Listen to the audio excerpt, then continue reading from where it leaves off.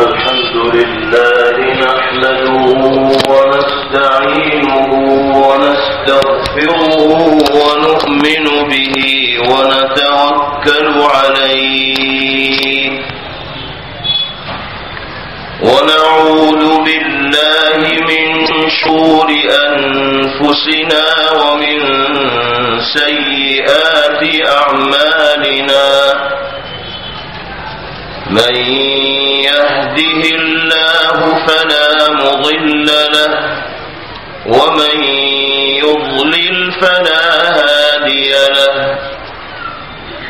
ونشهد أن لا إله إلا الله وحده لا شريك له ونشهد أن سيدنا ونبينا وإمامنا وسندنا ومولانا محمدا عبده ورسوله صلى الله تبارك وتعالى عليه وعلى آله وصحبه وبارك وسلم تسليما كثيرا كثيرا.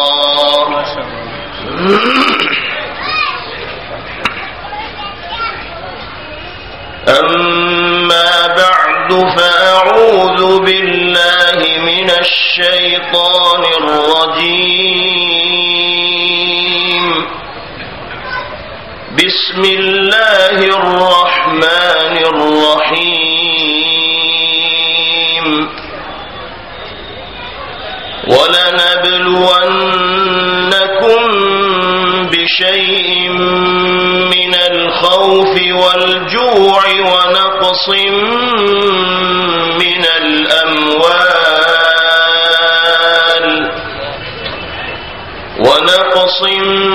من الأموال والأنفس والثمرات وبشر الصابرين الذين إذا أصابتهم مصيبة قالوا إنا لله وإنا إليه راجعون. أولئك عليهم صلوات من ربهم ورحمة وأولئك هم المهتدون. صدق الله مولانا العلي العظيم.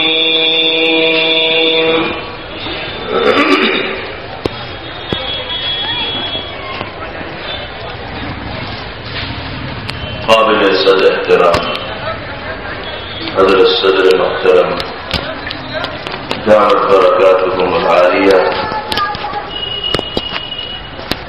اور اسٹیج پر تشریف فرما نہایت ہی قابل قدر حضرات علماء کرام،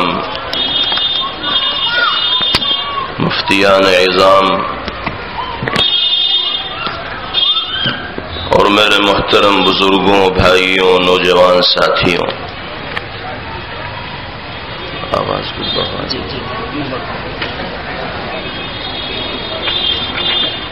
جمعیت علماء جے پور کے زیر اہتمام تحفظ شریعت کے عنوان پر منعقد ہونے والے اس روح پرور اجتماع میں شرکت کو یہ حقیر اپنے لیے سعادت اور خوش نصیبی تصور کرتا ہے اور ممنون ہے اپنے ان بزرگوں کا اور احباب کا جن کی مخلصانہ اور محبت بھری دعوت آپ کے درمیان حاضری کا سبب بنی اور جس نے موقع فراہم کیا دین کی نسبت پر کچھ گفتگو کرنے کا۔ اس کے ساتھ ساتھ شاباش ہے آپ حضرات کے جذبہ ایمانی اور حمیت دینی کو، جس کی لاج رکھتے ہوئے حفاظت دین اور تحفظ ناموس رسالت کے جذبات سے سرشار ہو کر بھاری تعداد میں آپ یہاں تشریف لائے۔ اللہ تعالی مرتے دم تک ہمیں انہی ایمانی جذبات کے ساتھ زندگی گزارنے کی توفیق عطا فرمائے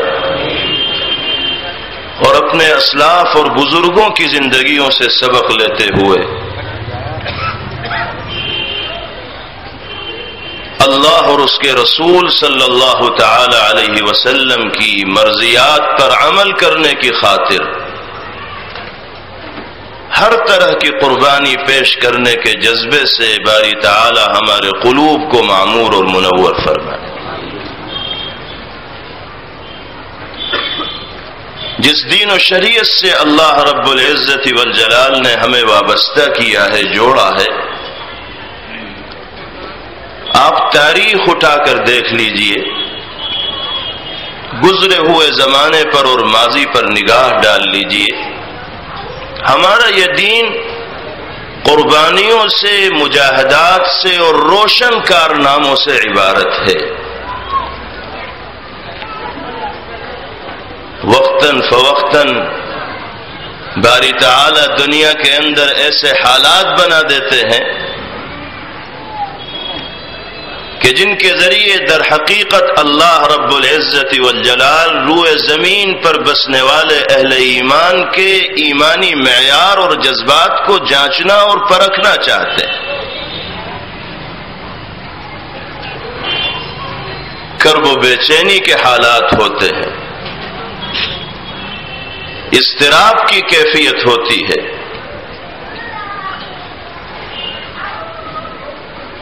قرآنی اور نبوی تعلیمات پر حملے ہوتے ہیں،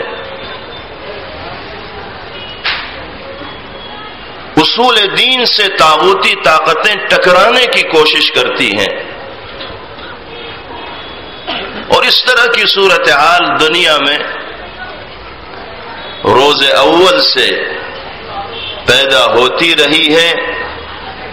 آج بھی کچھ اسی طرح کی صورتحال سے امت مسلمہ دوچار ہے، اور مستقبل میں بھی اس طرح کے حالات وقتاً فوقتاً پیش آتے رہیں گے۔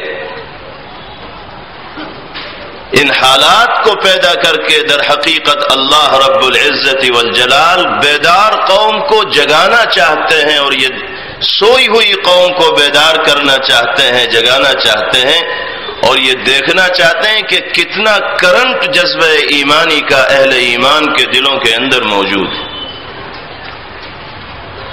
اللہ کا فضل ہے، اس کا کرم ہے کہ اس نے مسلمانوں کو عملی اعتبار سے چاہے وہ کتنے ہی کوتاہ اور گئے گزرے ہوں، لیکن اپنے دین و شریعت سے، قرآن مقدس سے اور جناب محمد الرسول اللہ صلی اللہ تعالی علیہ وسلم کی ذات پاک سے وہ جذباتی عقیدت و وابستگی عطا فرمائی ہے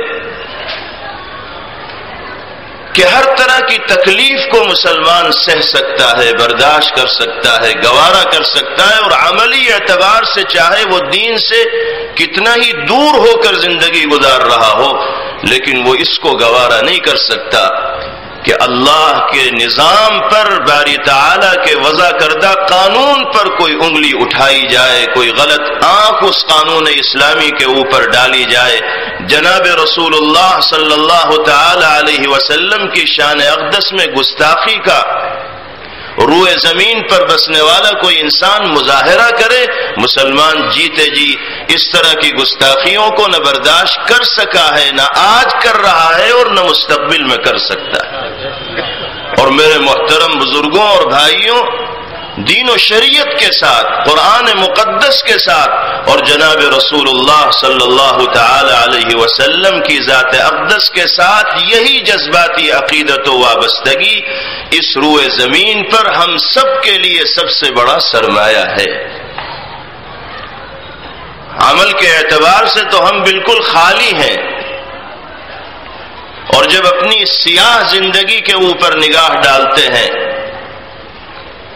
تو تاریک اندھیرے کے سوا دور تک کچھ دکھائی نہیں دیتا۔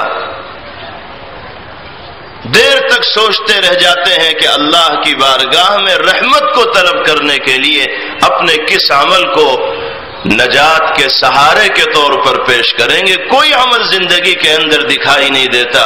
ہم یہ سمجھتے ہیں کہ اللہ رب العزت والجلال کے وضع کردہ قانون اور جناب محمد الرسول اللہ صلی اللہ تعالی علیہ وسلم کی ذات اقدس کے ساتھ یہی جذباتی عقیدت و وابستگی ہمارے لیے دنیا میں بھی نجات کا باعث بنے گی اور آخرت میں بھی سرخروئی اور سربلندی کا ذریعہ بنے گی۔ اللہ ان ایمانی جذبات سے ہمیشہ ہمارے قلوب کو سرشار اور منور فرماتا رہے، اور اسلامی تعلیمات کو باری تعالی ہمیں اپنی زندگیوں میں نافذ کرنے کی توفیق عطا فرمائے۔ میں اس موضوع کو بعد میں ذکر کروں گا کہ کوتاہی کس کی ہے، خامی اور کمی کس کی طرف سے پیش آ رہی ہے جو اس طرح کے سخت حالات کا ہمیں سامنا کرنا پڑ رہا ہے۔ ابھی تو ہمیں اس کا عزم کرنا ہے کہ اپنے ایمانی جذبات کی ہر ممکن طریقے سے حفاظت کی جائے اور اپنی زندگی کے اندر اسلامی تعلیمات و ہدایات کو نافذ کرنے کے طریقے تلاش کیے جائیں۔ میرے بھائیوں، یہ دنیا جس میں ہم اور آپ رہتے ہیں آرزوؤں اور خواہشات کی تکمیل کی جگہ نہیں ہے۔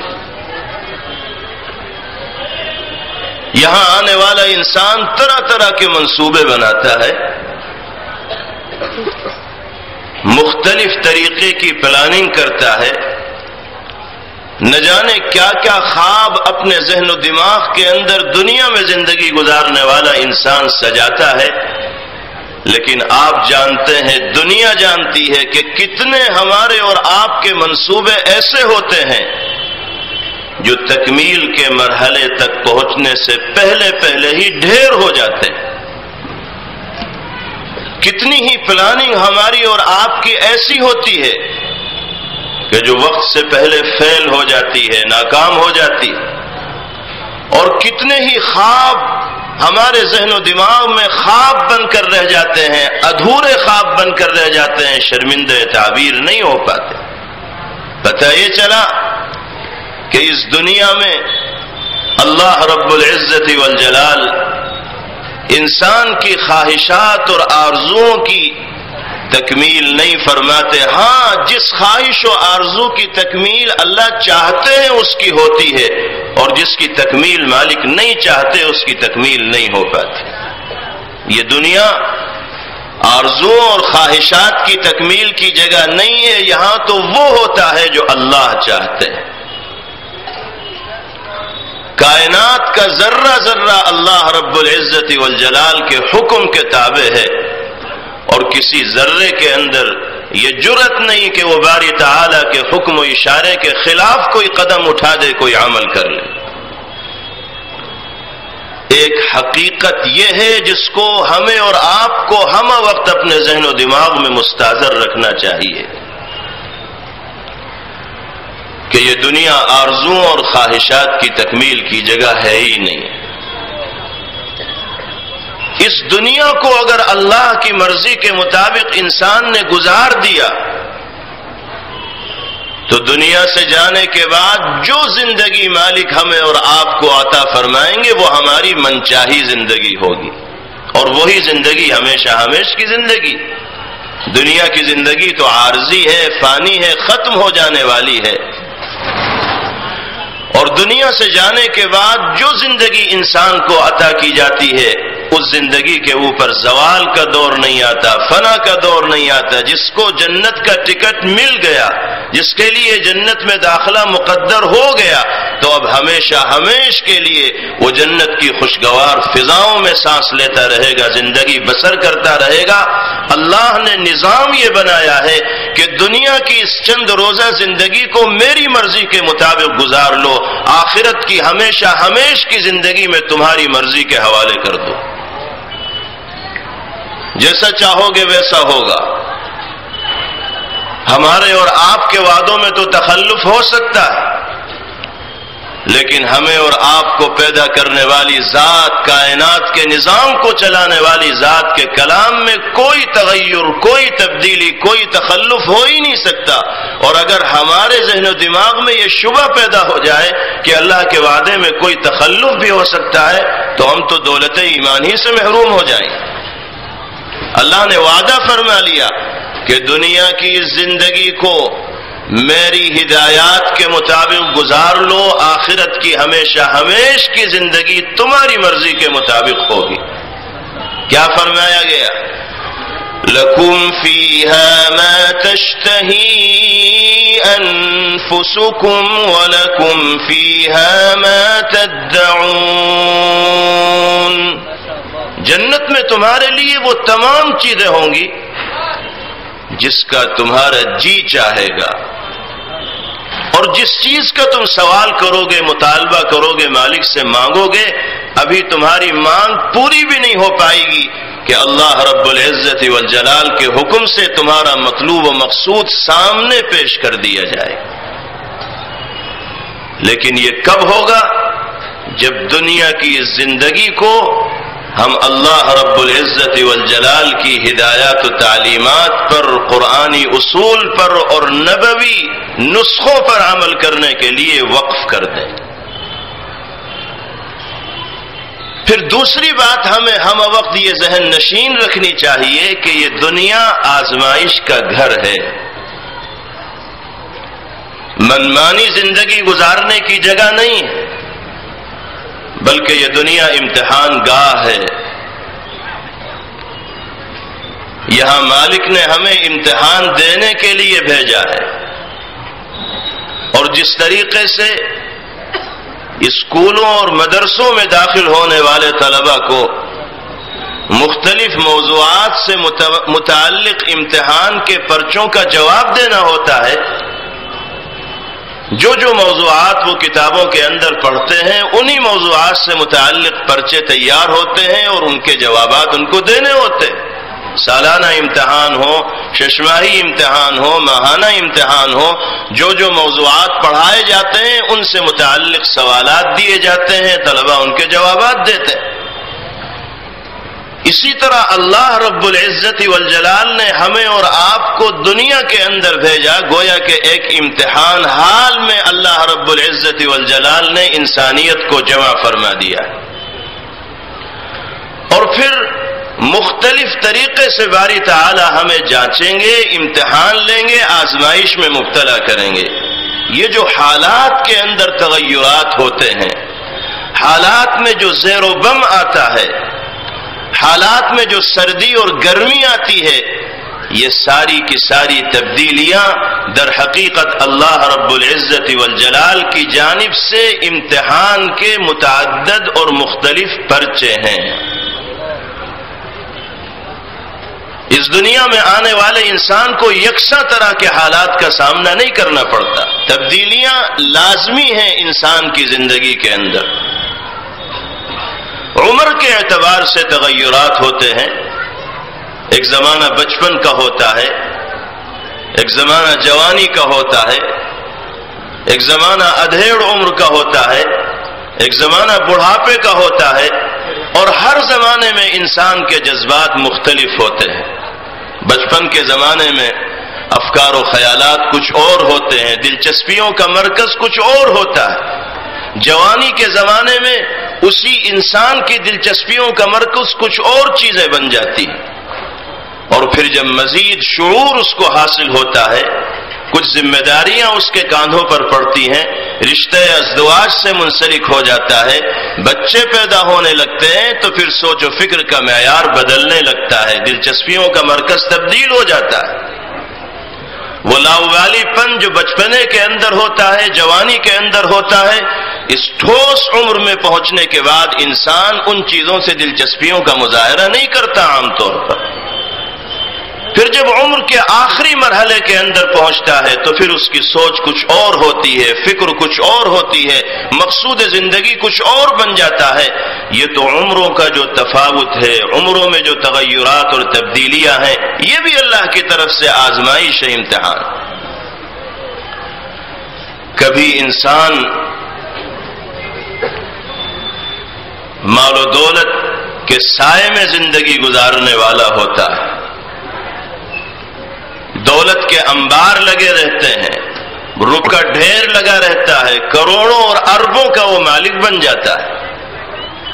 اور کبھی اسی انسان کی زندگی میں ایسا لمحہ بھی آ سکتا ہے کہ وہ دیوالیہ ہو جائے اور لوگوں کے سامنے دستے سوال دراز کرنے پر مجبور ہو جائے۔ سوچ نہیں سکتا انسان کہ میری زندگی میں یہ تبدیلی بھی آ سکتی ہے، لیکن قدرت اپنا کرشمہ دکھاتی ہے، اور آپ دنیا کے اندر اس طرح کے واقعات دیکھتے ہیں، اخبارات کے ذریعے پڑھتے اور سنتے ہیں کہ وہ گروپ، وہ شخص، وہ انسان کہ جو کسی زمانے میں اربوں کھربوں کے اندر کھیلا کرتا تھا، آج وہ آرام کی نیند سو نہیں سکتا ہے، اپنے گھر کے اندر وقت نہیں گزار سکتا ہے۔ واقعات بہت سے خود آپ کے ملک کے اندر ایسے ایسے مالدار اور سرمایہ دار لوگ کہ جن کے ملکوں میں جہاز اڑا کرتے تھے اور کتنی دولت کے وہ مالک تھے اس کا اندازہ نہیں لگایا جا سکتا،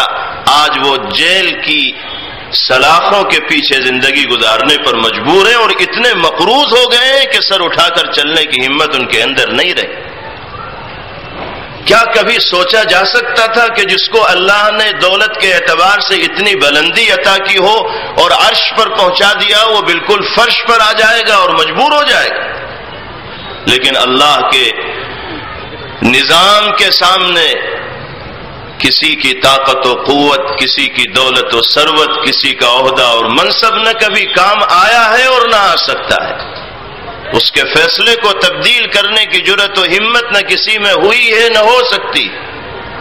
اللہ اگر مال دیتے ہیں تو آزمانے کے لیے، امتحان لینے کے لیے دیتے ہیں۔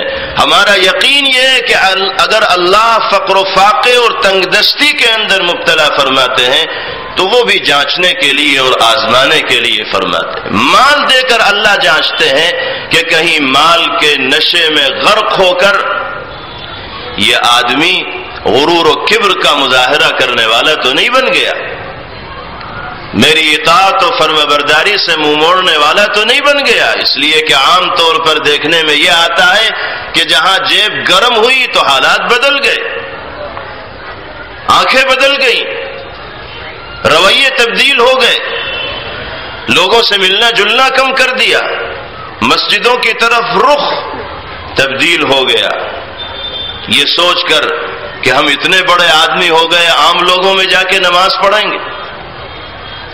دماغ کے اندر اس طرح کی چیزیں پیدا ہونے لگی۔ اگر اس طرح کی تبدیلیاں ایک مالدار کی زندگی میں مال کے نشے میں دھت ہونے کی وجہ سے پیدا ہو رہی ہیں تو وہ یقین کر لے اس بات پر کہ وہ اللہ کی جانب سے دیے گئے اس امتحان میں ناکام ہو رہا ہے۔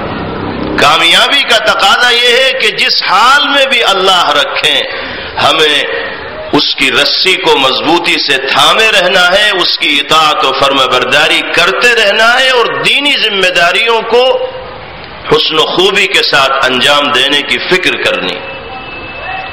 اللہ اگر فقر و فاقے میں انسان کو مبتلا کرتے ہیں تو بھی امتحان لینے کے لیے، جانچنے کے لیے کہ اتنے پریشان کن حالات میں مبتلا ہونے کے بعد بھی میرا بندہ میرے سے لو لگائے ہوئے ہے یا نہیں لگائے ہوئے۔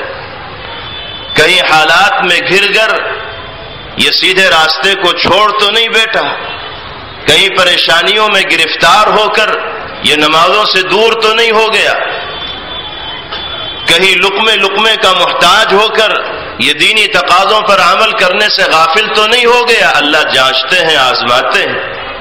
اور دنیا میں اس طرح کے واقعات بھی سننے کو ملتے ہیں کہ ایک آدمی جو پابند صوم و صلات ہے، نماز کی پابندی کرتا ہے، روزے کو اہتمام کے ساتھ رکھتا ہے، دینی تقاضوں پر عمل کرنے کی فکر کرتا ہے، لیکن برابر اس کے کاروبار کے اندر نقصان ہو رہا ہے۔ 2-4 سال اس نے برابر نقصان کا سامنا کیا تو لوگوں نے اس کی زندگی میں تبدیلی محسوس کی، وہ مسجد سے بھی دور ہونے لگا، دینی تقاضوں پر عمل کرنے سے بھی غافل ہونے لگا۔ تو لوگوں کو تشویش ہوئی اور پوچھا اس کے ساتھیوں نے کہ بھئی کیا وجہ ہے؟ تم تو مسجد میں پہلی صف میں دکھنے والے لوگوں میں سے تھے اور خیر کے کاموں میں بڑھ چڑھ کر حصہ لے رہے تھے اور بڑی دلچسپی کے ساتھ دینی تقاضوں پر عمل کی فکر تمہارے دل کے اندر پائی جاتی تھی، لیکن اب تو تمہارا رویہ بدلا بدلا سے محسوس ہو رہا ہے۔ یہ واقعہ پیش آیا اسی دنیا کے اندر۔ تو وہ کیا جواب دیتا ہے؟ وہ یہ کہتا ہے کہ میں نے 4 سال سے نمازوں کی پابندی شروع کی تھی، لیکن میرا کاروبار تو اسی ڈھرے کے اوپر چل رہا ہے جس ڈھرے پر نماز کی پابندی کرنے سے پہلے چلا کرتا تھا۔ مجھے تو کاروبار میں کوئی بڑھوتری ہوتی ہوئی دکھائی نہیں دی۔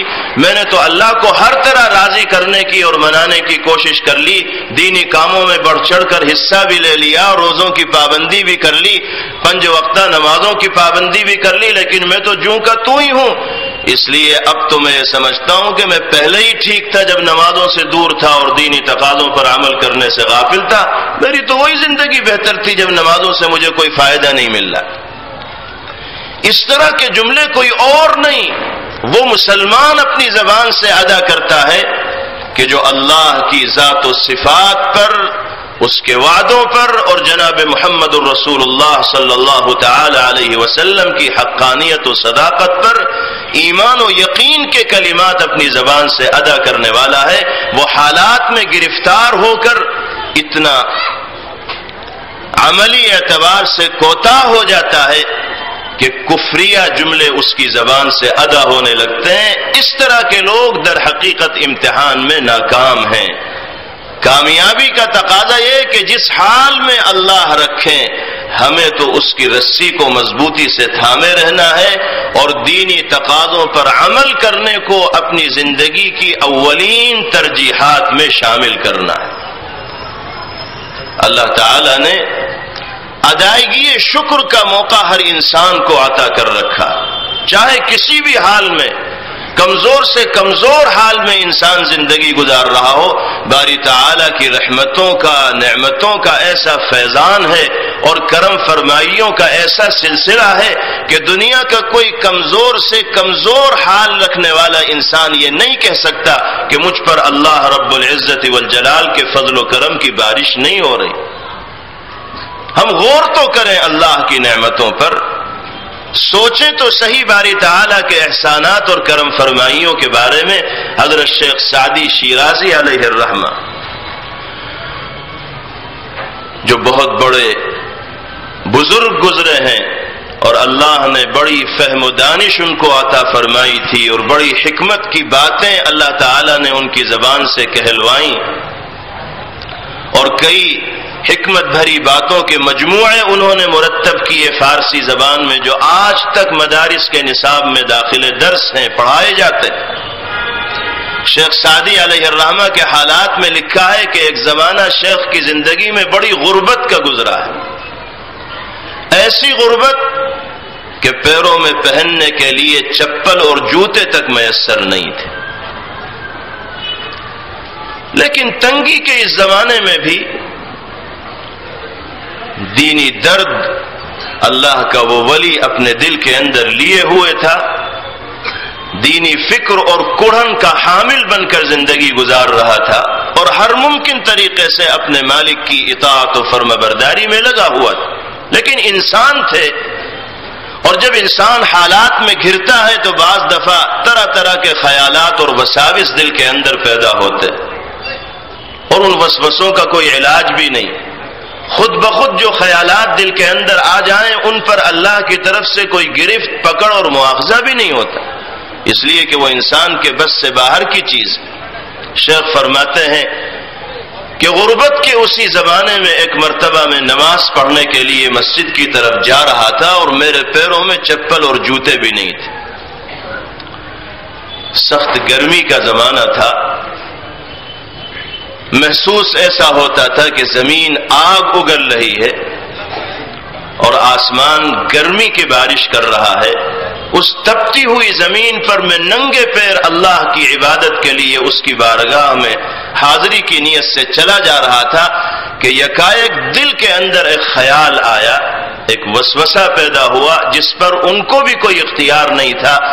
بات دل میں یہ آئی کہ اللہ کا نظام بھی عجیب ہے، باری تعالیٰ کے فیصلے بھی عجیب ہیں.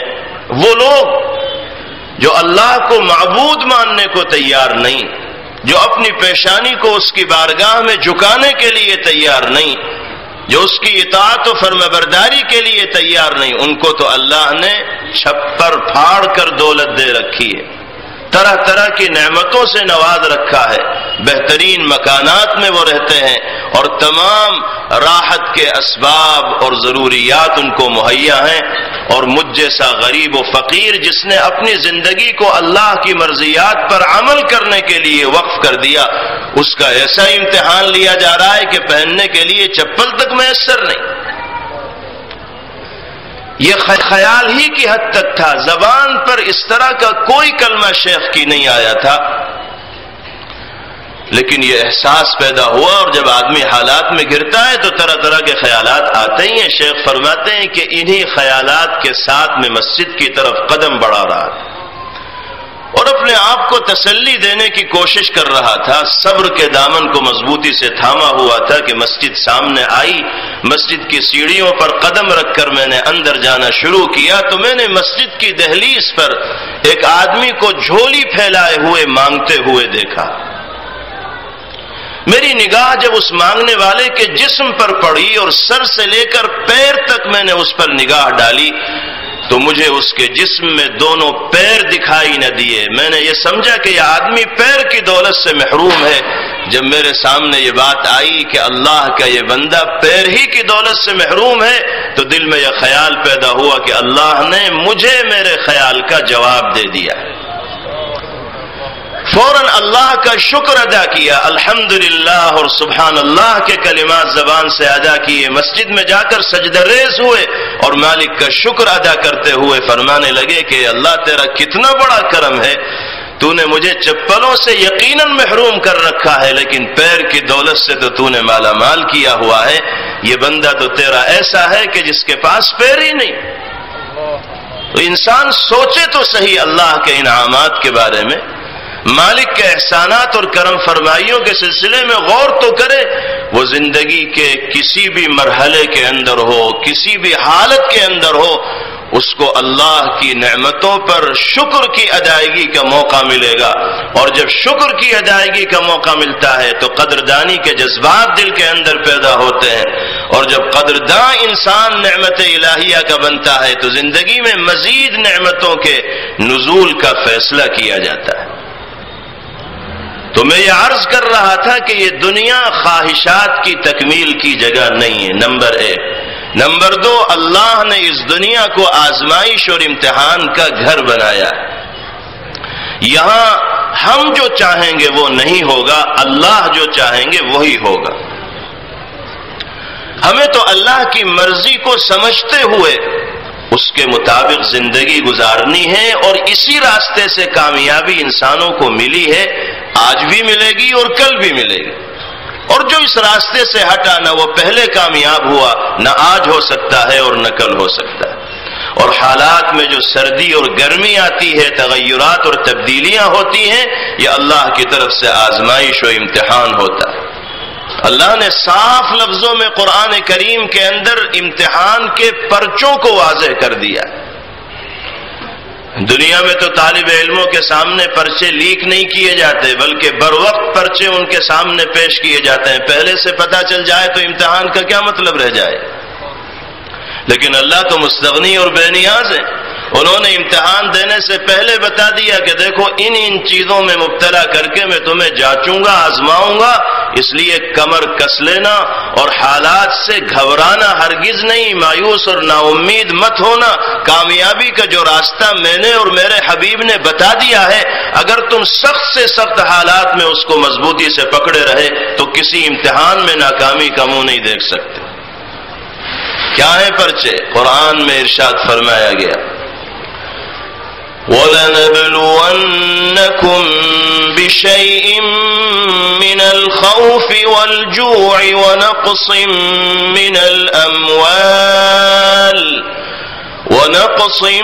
مِّنَ الْأَمْوَالِ وَالْأَنفُسِ وَالثَّمَرَاتِ وَبَشِّرِ الصَّابِرِينَ. اللہ فرماتے ہیں کہ ہم ضرور ضرور تمہیں جانچیں گے، آزمائیں گے، امتحان لیں گے. کیسے امتحان لیں گے؟ بِشَيْءٍ مِّنَ الْخَوْفِ، ہیبت میں مبتلا کر کے، بھے کا شکار کر کے، ڈر اور خوف میں مبتلا کر کے. کبھی موت کا سایہ تمہارے سروں پر منڈلا رہا ہوگا، کبھی ظالموں کے ظلم کے خوف سے تم کانپ رہے ہوگے، کبھی بیماریوں کے اندیشوں اور خطرات نے تمہاری زندگی کو اجیرن کیا ہوا ہوگا، کبھی خطرناک اور سنگین حالات کا تمہیں سامنا کرنا پڑ رہا ہوگا. خوف کا یہ ماحول اگر زندگی کے اندر آئے تو سمجھ لینا مالک کی طرف سے امتحان کا دن آ گیا ہے، آزمائش کی گھڑی آ گئی ہے. اور آزمائش کی گھڑی میں کامیابی کا راستہ وہی ہے جو قرآن میں بتایا گیا اور جناب محمد الرسول اللہ صلی اللہ علیہ وسلم نے جس کی وضاحت فرمائی وَأَنْتُمُ الْأَعْلَوْنَ إِن كُنتُم مُؤْمِنِينَ. ایمانی تقاضوں پر اگر 100% عمل کرتے رہے تو دنیا کی کوئی طاقت تمہیں زیر نہیں کر سکتی، اور طاغوتی طاقتیں اپنی تمام تر توانائیوں کو صرف کرنے کے باوجود تمہارا بال بینکا نہیں کر سکتی. مگر شرط یہ ہے کہ جذبہ ایمانی کو اپنے دلوں کے اندر زندہ رکھو اور اس کے تقاضوں پر عمل کرنا اپنے لیے سعادت تصور کرتے رہو. آج جو حالات ہیں دنیا کے، ملک کے حالات کو چھوڑ دیجئے، دنیا کے جو حالات ہیں، امت مسلمہ کو جن حالات سے ساری دنیا کے اندر دوچار ہونا پڑ رہا ہے وہ اب کسی پر مخفی اور پوشیدہ نہیں رہ گئے. ہم تو اپنے ملک کے حالات کا رونا روتے ہیں، یہاں تو ہمارے ساتھ غیر بھی رہتے ہیں اور غیر ہی حکمراں بنے ہوئے ہیں. لیکن دنیا کے وہ ممالک کہ جہاں 95% مسلمان ہیں، 99% مسلمان ہیں، 100% مسلمان ہیں، وزراء، سلاطین، حکمراں، سپاہی اور افواج سب کے سب مسلمان ہیں، وہیں کون سے سکون کی اور چین کی زندگی مسلمان گزار رہا ہے؟ وہاں تو یہاں سے زیادہ خون خرابہ ہو رہا ہے، خون کی ندیاں بہہ رہی ہیں. شام میں آپ دیکھ لیجئے، عراق میں آپ دیکھ لیجئے، الجزائر میں آپ دیکھ لیجئے، لاکھ لاکھ مسلمان اس دنیا سے جا چکے ہیں آپسی اختلاف، آپسی انتشار اور آپسی دشمنی کی وجہ سے. وہاں کون سی غیروں کی ایسی طاقت ہے جو ان پر جبر کر رہی ہے، زیادتی کر رہی ہے، ان کو مظالم کا نشانہ بنا رہی ہے؟ اپنوں ہی میں سے اس طرح کے لوگ کھڑے ہوتے ہیں جو آپس میں دست و گریباں ہو جاتے ہیں اور ایک دوسرے کے خون کے پیاسے ہو جاتے ہیں. یہ حالات میرے بھائیوں، کہنا یہ چاہتا ہوں کہ خود بخود نہیں پیدا ہوتے، کوئی وجہ ہوتی ہے جس کی بنا پر اللہ امت کو اس طرح کے حالات سے دوچار کرتا ہے. نظام تو سب کچھ اللہ کے قبضے قدرت میں ہے. وہ جانتا ہے کہ کون میری ذات پر ایمان لانے والے، کون مجھے معبود ماننے والے، کون مجھے مشکل کشا اور حاجت روا ماننے والے ہیں، اور کون میری وحدانیت کا، میری معبودیت کا اور اپنے بندہ ہونے کا انکار کرنے والے ہیں. اللہ کے علم میں تو سب کچھ ہے اور وہ جو چاہے ویسا کر سکتا ہے. وہ تو اشارہ کرے گا اور دنیا میں تبدیلیاں رونما ہو جائیں گی. لیکن ان تمام چیزوں کے باوجود امت مسلمہ ساری دنیا میں سخت ترین حالات سے دوچار ہو کر زندگی گزار رہی ہے. اس کے پیچھے کوئی نہ کوئی راز ہے، کوئی نہ کوئی سبب ہے، کوئی نہ کوئی وجہ ہے، اس کو تلاش کرنے کی ضرورت ہے۔ جب تک اس وجہ کو سامنے نہیں لایا جائے گا اور حقیقی سبب کو دور کرنے کی کوشش نہیں کی جائے گی، اس وقت تک آپ لاکھ جلسے کرتے رہیں، لاکھوں کروڑوں لوگوں کو اکٹھا کرتے رہیں، نہ حالات تبدیل ہوئے ہیں نہ ہو سکتے ہیں۔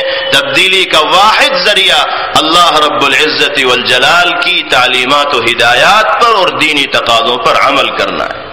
جب تک مسلمان کامل مسلمان بن کر زندگی نہیں گزارے گا، اس کی زندگی سے حالات کا، مسائل کا، پریشانیوں کا خاتمہ ہو ہی نہیں سکتا۔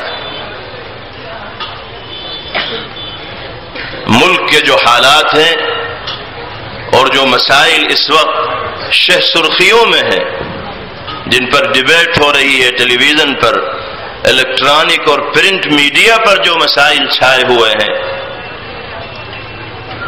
وہ آپ کے سامنے آ بھی چکے اور آپ ان سے واقف و باخبر بھی ہیں۔ تفصیل بھی حضرت مولانا مفتی ذاکر صاحب دامت برکاتہم نے آپ کے سامنے پیش کر دی ہے۔ یہ بات بالکل صحیح ہے کہ ہم کسی طرح کی مداخلت کو جو دین کے اندر ہو، اسلامی قانون کے اندر ہو، پیغمبر علیہ الصلاۃ والسلام کی ہدایات کے اندر ہو، برداشت نہیں کر سکتے، گوارا نہیں کر سکتے۔ ہم جان کی بازی لگا سکتے ہیں لیکن اسلامی آئین و قانون پر آنچ آ جائے اس کو گوارا نہیں کر سکتے۔ یہ تو ہر مسلمان کا عقیدہ ہے، اس کا عزم ہے، اس کا ارادہ ہے، اس کے جذبات ہیں، لیکن سوچنا اس پہلو پر ہے کہ اس طرح کی طاقتوں کو اسلامی آئین پر، اسلامی قوانین پر، اسلامی تعلیمات پر انگلی اٹھانے کا موقع کیوں ملتا ہے؟ اس طرح کے حالات پیدا کیوں ہوتے ہیں؟ اس کے اسباب کیا ہیں، وجوہات کیا ہیں؟ اس پر غور کرنے کی زیادہ ضرورت ہے۔ اگر ہم صحیح سبب تک پہنچ گئے اور اس کے خاتمے کی ہم نے کوشش کر لی تو یہ ساری کی ساری طاقتیں ڈھیر ہو جائیں گی، ان کے منصوبے ناکام ہو جائیں گے، یہ اپنی سازشوں کے اندر انشاءاللہ فیل ہو جائیں گے، کوئی پائے تکمیل تک نہیں پہنچ پائے گا۔ میں عرض یہ کر رہا تھا کہ حالات کی یہ تبدیلیاں اللہ کی طرف سے امتحان ہوتا ہے۔ کبھی انسان تندرست و توانا ہوتا ہے، طاقتور ہوتا ہے، اعضاء مضبوط ہوتے ہیں، رات دن کام کرنے کے باوجود بھی چہرے پر تکان کے اور تعب کے آثار ظاہر نہیں ہوتے، اور کبھی اسی انسان کی زندگی میں ایسی کمزوری چھا جاتی ہے کہ صبح سے شام تک نرم نرم آرام دہ بستر پر دراز ہونے کے باوجود بھی چہرہ مرجھایا مرجھایا سا، تھکا تھکا سا رہتا ہے۔ وہی آدمی جو 24 گھنٹے مسلسل کام کرتا تھا اور پلک نہیں جھپکتی تھی، تھکان کے آثار ظاہر نہیں ہوتے تھے، اسی کی زندگی میں تبدیلی آ جاتی ہے کہ صبح سے شام تک آرام کرنے کے باوجود بھی تکان دور نہیں ہوتی۔ یعنی کبھی صحت کا زمانہ ہے، کبھی بیماری کا زمانہ ہے، کبھی تندرستی کی حالت ہے اور کبھی امراض میں مبتلا ہو کر انسان زندگی گزار رہا ہے۔ دونوں زمانوں میں اللہ تعالی انسان کو جانچنا چاہتے ہیں کہ تندرست و توانا انسان کہاں تک میری اطاعت و فرما برداری کر رہا ہے اور بیمار انسان کس حد تک میری ہدایات پر عمل کرنے والا بنا ہوا ہے۔ کہیں اپنی طاقت و توانائی کے زعم میں انسان میری ہدایات پر عمل کرنے سے غافل تو نہیں ہو گیا، یا کہیں امراض اور بیماریوں میں گرفتار ہونے کی وجہ سے انسان اپنی دینی ذمہ داریوں کی ادائیگی سے غافل تو نہیں ہو گیا۔ اللہ اس کو جانچنا چاہتے ہیں، پرکھنا چاہتے ہیں۔ جس حال میں بھی اللہ ہمیں رکھیں، تندرستی کی حالت ہو یا بیماری کی حالت ہو، ہمیں اللہ کی نعمتوں کا شکر گزار ہونا ہے اور مسلمان اور مومن ہونے کی حیثیت سے اپنی دینی ذمہ داریوں کو ادا کرتے رہنا ہے۔ یہی امتحان میں کامیابی کا راز۔ اور میرے بھائیوں اور بزرگوں، یہ جو بیماریاں آتی ہیں یہ بھی اللہ کی طرف سے رحمت کا پہلو لے کر آتی ہیں، اور اہل ایمان کے لیے تو یہ بیماریاں بھی خیر کی ہوائیں چلتی ہیں۔ اہل ایمان کے لیے یہ بیماریاں بھی خیر کی ہواؤں کو ساتھ لے کر آتی۔ اس وقت بیماریوں کا بھی دور دورہ اور ملک کے مختلف صوبوں میں اور مختلف اضلاع میں وبائی بیماریاں بڑی کثرت کے ساتھ پھیل رہی۔ گھر گھر میں لوگ بیمار ہیں اور نت نئے امراض کے اندر مبتلا ہو رہے ہیں، لیکن اللہ نے مومن کے لیے دونوں حالتوں میں خیر کا پہلو رکھا ہے۔ جناب رسول اللہ صلی اللہ علیہ وسلم نے ایک روایت میں ارشاد فرمایا، عجبا لامر المؤمن ان اصابه خیر فحمد اللہ واثنى علیہ ینال الاجر والثواب۔ مومن کے حالات بھی نرالے، مومن کی شان بھی بالکل الگ ہے۔ اگر اس کو خیر حاصل ہوتی رہے، بھلائی حاصل ہوتی رہے، آمدنی خوب ہوتی رہے، کاروبار بڑھتا رہے، اللہ کی اطاعت و فرمانبرداری کی توفیق ملتی رہے، تو وہ اللہ کی تعریف کرنے والا بن جائے، اس کا شکر ادا کرنے والا بن جائے، اس کی ثنا کرنے والا بن جائے، تو وہ اجر و ثواب کا مستحق ہوگا۔ وَإِنْ أَصَابَهُ شَرٌّ ثم صبر ورضي عن الله عز وجل ينال الاجر او كما قال صلی اللہ علیہ وسلم۔ فرمایا کہ اگر اسی مسلمان کو خیر کے بجائے شر پہنچے، برائی پہنچے، مصیبت کا شکار ہو، بیماری کے اندر مبتلا ہو، رنج و الم کا اسے سامنا کرنا پڑے، وہ اس مصیبت کے عالم میں اللہ کے فیصلے پر راضی ہو اور صبر کے دامن کو مضبوطی سے تھامے رہے، تو اس کے نام اعمال میں بھی نیکیوں کا چٹا لگتا چلا جائے۔ گویا کہ اللہ نے مومن کے دونوں ہاتھوں میں لڈو دے دیے ہیں، اس ہاتھ میں بھی خیر، اس ہاتھ میں بھی خیر۔ تو ہمارے لیے تو میرے بھائیوں اور بزرگوں بیماری بھی رحمت ہے، مگر شرط یہ ہے کہ اس مشقت کے اوپر ہم صبر کریں اور اپنی دینی ذمہ داریوں کی ادائیگی سے غافل نہ ہوں۔ ایک روایت میں نبی کریم علیہ الصلاۃ والسلام نے ارشاد فرمایا، ان اللہ لیکفر العبد خطایاہ کلہا بحمی لیلۃ او کما قال علیہ الصلاۃ والسلام۔ فرمایا میرے آقا صلی اللہ علیہ وسلم نے کہ اللہ تعالی اپنے گنہگار بندے کے تمام گناہوں کو معاف فرما دیتے ہیں صرف ایک رات بخار میں مبتلا ہونے کی وجہ سے۔ کیسی رحمتوں کو لے کر آیا ہے یہ بخار، سیئات کے لیے کفارہ بن گیا، گناہوں کے ازالے کے لیے بہترین ذریعہ بن گیا۔ دوسری روایت میں آپ نے ارشاد فرمایا، من وعک فصبر ثم رضي عن الله عز وجل خرج من الذنوب كيوم ولدته امه۔ جو آدمی بخار کی شدت میں مبتلا ہوا، پھر اس نے اس مشقت کے اوپر صبر کیا اور اللہ کے فیصلے پر راضی رہا۔ صبر کرنے کا مطلب یہ نہیں ہے کہ بیمار ہونے کے بعد ہاتھ پر ہاتھ رکھ کے گھر میں بیٹھے ہوئے ہیں کہ بیماری دینے والا بھی وہی ہے، دور کرنے والا بھی وہی ہے، تو ہمیں دوا علاج کرنے کی کیا ضرورت۔ یہ مطلب نہیں ہے صبر کا۔ بیمار ہوں گے تو دوا علاج کرنا ضروری ہوگا، یہ فرض ہے۔ جس طرح نماز فرض ہے، روزہ فرض ہے، اسی طرح جسم اگر بیمار ہو جائے تو اس کے علاج و معالجے کے لیے ڈاکٹر کے پاس جانا، دوا استعمال کرنا، یہ بھی ایک فریضہ ہے۔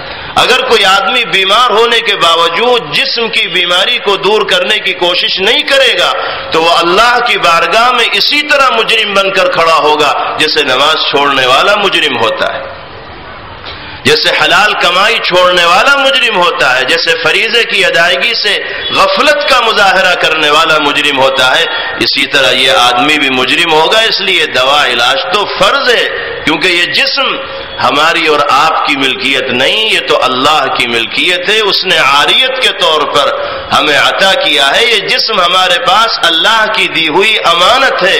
اگر ہم اس جسم کی حفاظت نہیں کریں گے تو امانت میں خیانت کرنے والے ہوں گے، اللہ کو جواب دینا بھاری پڑ جائے۔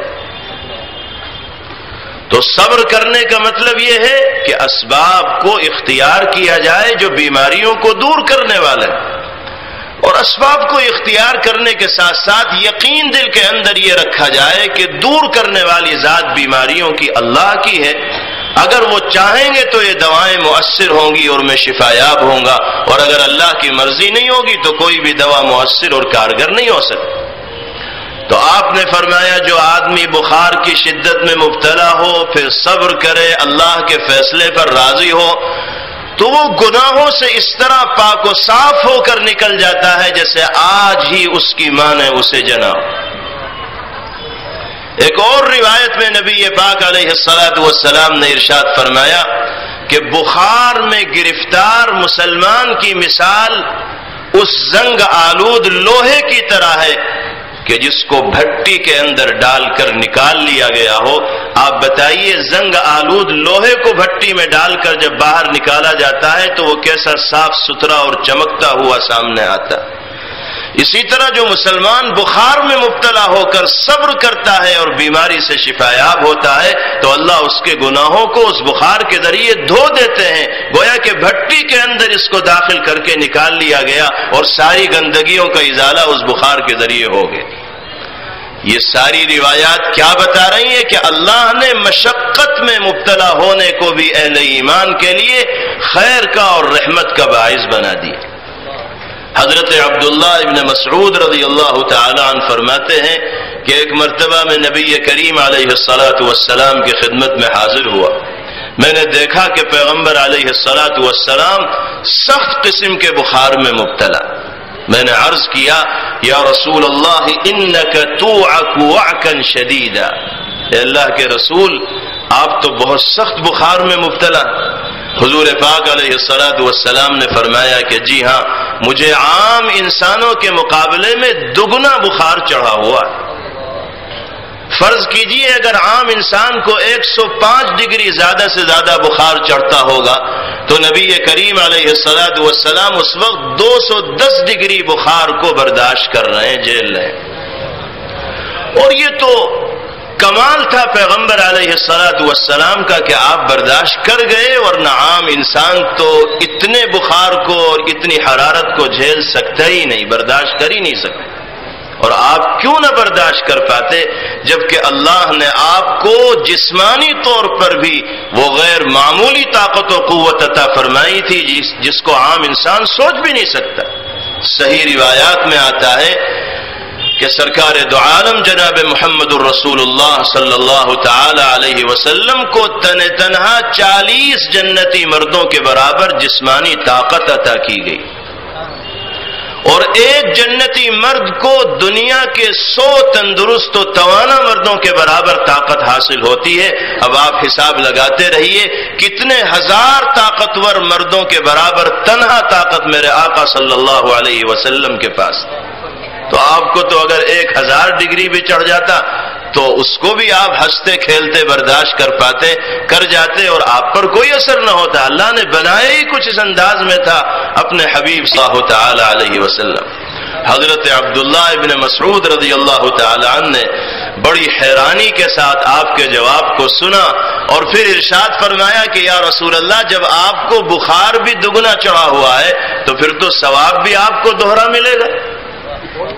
تو نبی کریم علیہ الصلوۃ والسلام نے فرمایا بلا لی الاجر مرتین، کیوں نہیں، مجھے ثواب بھی دگنا ملے گا۔ جتنی مشقت صبر کرتے ہوئے جھیلی جائے گی اسی درجے کا ثواب اور اجر بھی انسان کے لیے متعین ہوگا۔ پھر اس کے بعد پیغمبر علیہ الصلوۃ والسلام نے ہم جیسے گنہگاروں کے لیے تسلی کے یہ کلمات ارشاد فرمائے کہ جس مسلمان کو بھی اس روئے زمین پر کوئی تکلیف پہنچے، کوئی بیماری لاحق ہو، کسی مرض کا شکار ہو، رنج و الم کے اندر مبتلا ہو اور وہ اس پر صبر کرنے والا بن جائے تو اس کی زندگی سے گناہ اسی طرح دور کر دیے جاتے ہیں جیسے پتجھڑ کے موسم میں درخت سے سوکھے سوکھے پتے جھڑتے ہیں، اسی طرح اللہ اس کے گناہوں کو صاف کر دیتے ہیں، جھاڑ دیتے ہیں، دور کر دیتے ہیں۔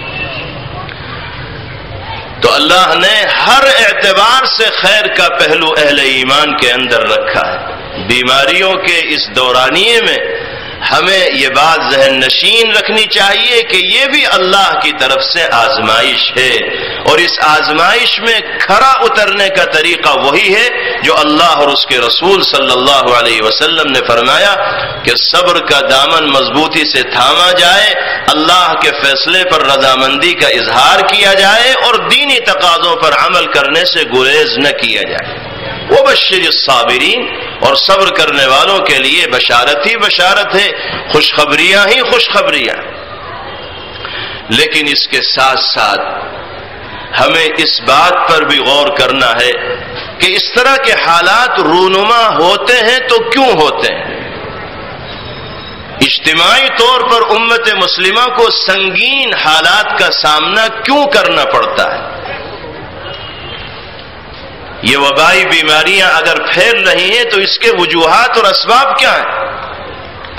مختلف طرح کے وجوہات اور اسباب بیان کیے جاتے ہیں۔ کوئی موسم کی تبدیلی کو وجہ بتاتا ہے کہ اب دنیا کے موسم الٹ پلٹ ہو گئے ہیں، گرمی میں سردیاں رہتی ہیں اور سردی میں بھی گرمی ہو جاتی۔ موسموں کی یہ تبدیلیاں بھی بیماریوں کے آمد کا ذریعہ اور سبب بنتی ہے۔ اور ایک افواہ بہت گردش کر رہی تھی ان دنوں میں جب بیماریاں عام ہو رہی تھیں کہ دوا بنانے والی کمپنیاں کوئی وائرس چھوڑتی ہیں، اس وائرس میں مبتلا ہو کر بڑی تعداد میں لوگ بیمار ہوتے ہیں، اور جب بڑی تعداد میں لوگ بیمار ہوتے ہیں تو دوا بنانے والی کمپنیوں کی چاندی ہو جاتی ہے، ان کی دوائیں خوب بکتی ہیں، ان کا کاروبار آسمان چھونے لگتا ہے۔ تو وہ ہر سال آبادیوں میں وائرس چھوڑ دیتی ہیں اپنے کاروبار کو بڑھانے کے لیے۔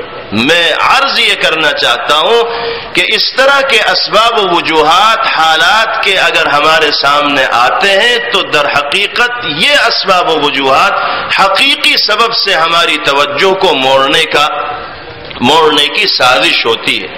اس طرح کی افواہیں عام کرنے کے ذریعے حقیقی سبب سے ہماری توجہ کو ہٹانے کی کوشش کی جاتی ہے۔ ہمیں حالات کی تبدیلی کا سبب اللہ کے کلام میں تلاش کرنا ہے اور جناب محمد الرسول اللہ صلی اللہ تعالی علیہ وسلم کی تعلیمات میں، آپ کے فرامین میں، آپ کی احادیث میں تلاش کرنا ہے۔ قرآن کریم میں حالات کی تبدیلی کا سبب جگہ جگہ بیان کیا گیا۔ ارشاد فرمایا گیا ظهر الفساد في البر والبحر بما كسبت أيدي الناس ليذيقهم بعض الذي عملوا لعلهم يرجعون۔ خشکی اور تری میں جو بگاڑ بھی رونما ہوتا ہے، جو خرابیاں پیدا ہوتی ہیں، جو فساد آتا ہے، وہ انسانوں کے کرتوت کا نتیجہ ہوتا ہے، اور اللہ حالات کا شکار انسانیت کو اس لیے بناتے ہیں تاکہ وہ اپنے کیے کا کچھ مزہ چکھیں اور راہ راست پر آنے کی کوشش کریں۔ لیذیقہم بعض الذی عملوا، ان کے کیے کا کچھ مزہ دنیا ہی کے اندر چکھا دیا جائے۔ ہو سکتا ہے سبق سیکھ لیں اور بھٹکی ہوئی راہ کو چھوڑ کر کامیابی کے راستے کے اوپر آ جائیں۔ قرآن پاک کی یہ آیت ہمیں یہ بتا رہی ہے کہ حالات کی خطرناکی، حالات کی سنگینی یا امراض کا عام ہونا اللہ کی طرف سے الٹیمیٹم ہوتا ہے، جھنجھوڑا جاتا ہے۔ سوئی ہوئی قوم کو بیدار کرنے کی کوشش کی جاتی ہے کہ کامیابی کے راستے پر آ جاؤ، ناکامی کے راستے کو چھوڑنے والے بن جاؤ۔ جناب رسول اللہ صلی اللہ تعالی علیہ وسلم کیا فرماتے ہیں حالات کی تبدیلی کے سلسلے میں؟ آپ حضور پاک علیہ الصلاۃ والسلام کی حدیث پر غور کیجئے اور پھر حالات کا جائزہ لیجئے۔ سبب تو ہمیں وہاں ملے گا۔ نبی پاک علیہ الصلاۃ والسلام نے فرمایا اذا ذهب الصدق ورفعت الامانہ واستخف بالصلاة وظهر اللواط والزنا وتشبه الرجال بالنساء وفاض المال عند السفهاء فانتظروا امر الله يا عباد الله۔ جب دنیا سے، انسانی معاشرے سے سچائی کا جنازہ نکل جائے، امانت داری کا خاتمہ ہو جائے، نماز سے سرعام اہل ایمان غفلت برتنے لگیں، لواطت اور زناکاری کا بازار گرم ہو جائے، مرد عورتوں کی اور عورتیں مردوں کی مشابہت اختیار کرنے لگیں، تو اللہ کے عذاب کا، اس کی گرفت کا اور حالات کے سنگین ہونے کا انتظار کرنا، اس لیے کہ ہم اپنے عمل سے اب اللہ کے غضب اور غصے کو دعوت دینے والے بن گئے۔ یہ تو اللہ کی شان کریمی اور شان رحیمی ہے کہ وہ ہماری ہزار گستاخیوں کو، نافرمانیوں کو، بدعمالیوں کو درگزر فرما دیتے ہیں، لیکن جب پانی سر سے اونچا ہو ہی جاتا ہے تو پھر اللہ کو آپریشن کرنا پڑتا ہے، امتحان میں مبتلا کرنا پڑتا ہے۔ اللہ نے خود فرمایا وَمَا أَصَابَكُم مِّن مُّصِيبَةٍ فَبِمَا كَسَبَتْ أَيْدِيكُمْ وَيَعْفُو عَن كَثِيرٍ۔ جو مصیبت، جو پریشانی، حالات کی جو خطرناکی تمہارے سامنے آ رہی ہے وہ تمہارے ہی اعمال کا نتیجہ ہے، اور بہت سے گناہوں کو تو میں ویسے ہی معاف کر دیتا ہوں۔ اگر ہر بدعملی پر اللہ مؤاخذہ فرمانے لگے تو شاید کوئی ذی روح اس دنیا کے اندر سانس نہ لے سکے، زندہ نہ رہ سکے۔ اب آپ بتائیے حالات خراب کیوں نہیں ہوں گے؟ دشمن ہم پر مسلط کیوں نہیں ہوں گے؟ ظالم ہمارے سر پر کیوں نہیں چڑھیں گے؟ حالات کی سنگینی کا سامنا ہمیں کیوں نہیں کرنا پڑے گا؟ اجتماعی وبائی امراض میں ہم کیسے نہیں مبتلا ہوں گے جبکہ ہمارے معاشرے میں وہ تمام خرابیاں پائی جاتی ہیں جن کو نبی کریم علیہ الصلاۃ والسلام نے عذاب الہی کے نزول کا باعث اور سبب قرار دیا۔ آج جھوٹ ہماری زبانوں پر اتنا عام ہو گیا ہے کہ جھوٹ بولے بغیر ہمارا کھانا ہضم نہیں ہوتا، اور کتنے تاجر و کاروباری تو برسر عام یہ کہتے ہیں کہ اگر ہم جھوٹ نہیں بولیں گے تو ہمیں فائدہ ہی نہیں ہوگا، ہمیں تو نفع نہیں ہوگا، ہمارا تو کاروبار اور تجارت ہی ٹھپ ہو جائے گی۔ اب اس کو دشمنوں کی سازش کہیے یا کچھ بھی کہیے، نظام اس طرح کا بنا دیا جاتا ہے کہ آدمی جھوٹ بولتا ہے اور اس جھوٹ بولنے کے نتیجے میں اس کو کچھ سبزہ دکھائی دیتا ہے، مال دکھائی دیتا ہے۔ مال کی لالچ و حرص میں آدمی اپنی دینی ذمہ داریوں کو بھول جاتا ہے اور جھوٹ بول کر اپنے مقصود کو حاصل کرنے کی کوشش کرتا ہے۔ یہ نہیں سمجھتا کہ میں نے کتنا بڑا جرم کر لیا جھوٹ بول کر اور اپنے پیروں پر کس طرح کلہاڑی مار لی۔ امانت داری کا خاتمہ ہوتا چلا جا رہا ہے، اور نماز سے دوری کا جو عالم ہے اس کو تو بیان کرنے کی ضرورت ہی نہیں۔ عالی شان اور بڑی بڑی مسجدیں تو ہمارے محلے کے اندر ملیں گی جو ہر طرح کی ضروریات سے اور اسباب راحت سے مالا مال ہوں گی۔ اے سی بھی لگائے گئے ہوں گے، کولر بھی لگائے گئے ہوں گے، ٹھنڈے اور گرم پانی کا بھی بہترین انتظام ہوا ہوگا، لیکن بتائیے کہ ان مساجد کو آباد کرنے والے اہل ایمان کتنی تعداد میں اللہ کی بارگاہ میں حاضری دیتے ہیں؟ کیا صرف مسجدوں کے کھڑا کر دینے سے ہم اپنی ذمہ داری سے عہدہ برا ہو جائیں گے؟ اللہ کے سامنے جواب دہ نہیں ہونا پڑے گا۔ ایک بھاری تعداد ہے مسلمانوں کی جو نماز سے قطعی طور پر غافل ہو کر زندگی گزار رہی۔ وہ اہم فریضہ کہ جس کو عبادات میں اولین درجہ دیا گیا اور جس کے بارے میں حضور پاک علیہ الصلاۃ والسلام نے فرمایا اول ما يحاسب به العبد يوم القیامت الصلاۃ، سب سے پہلے جس عمل کے بارے میں قیامت کے دن انسان سے مواخذہ ہوگا وہ نماز ہوگی، جس نماز کو میرے آقا نے اپنے آنکھوں کی ٹھنڈک بنایا ہے۔ مسلمان اس نماز سے بے پرواہ ہو کر زندگی گزار رہا ہے، اللہ کی نعمتوں پر وہ دنیا میں اتراتا پھرتا ہے اور اللہ کے دیے ہوئے ٹکڑوں پر اس کی زندگی گزر رہی ہے، لیکن احسان فراموشی کا ہم جیسے گنہگاروں کا عالم یہ ہے کہ ماں کی نعمتوں کی شکر گزاری کے لیے اس کی بارگاہ میں سجدہ ریز ہونے کا موقع ہمارے پاس نہیں۔ ہم فضولیات میں اپنا وقت گھنٹوں ضائع کر دیں گے، مسجد کے سامنے کھڑے ہو کر آدھے آدھے گھنٹے، ایک ایک گھنٹے تک تبصرے بازیاں کرتے رہیں گے، مسجد کی دکانوں میں بیٹھ کر گپ شپ کرتے رہیں گے، لیکن ہمارے قدم مسجد کی دہلیز کے اندر نہیں جائیں گے۔ یہ بے توفیقی نہیں تو اور کیا چیز ہے؟ جب مسلمان اپنی ذمہ داریوں سے اتنا غافل ہو کر دنیا میں رہے گا تو پھر تو حالات کا سامنا اسے کرنا ہی پڑے گا۔ یہ سب کچھ ہمارا کیا دھرا ہے، دوسرے کسی کو خطاوار ہم اس وقت قرار دے سکتے ہیں جب ہمارا دامن صاف ہو، جب ہمارا ہی دامن گندا ہے تو ہم کس منہ سے دوسروں کو خطاوار اور قصوروار قرار دیں؟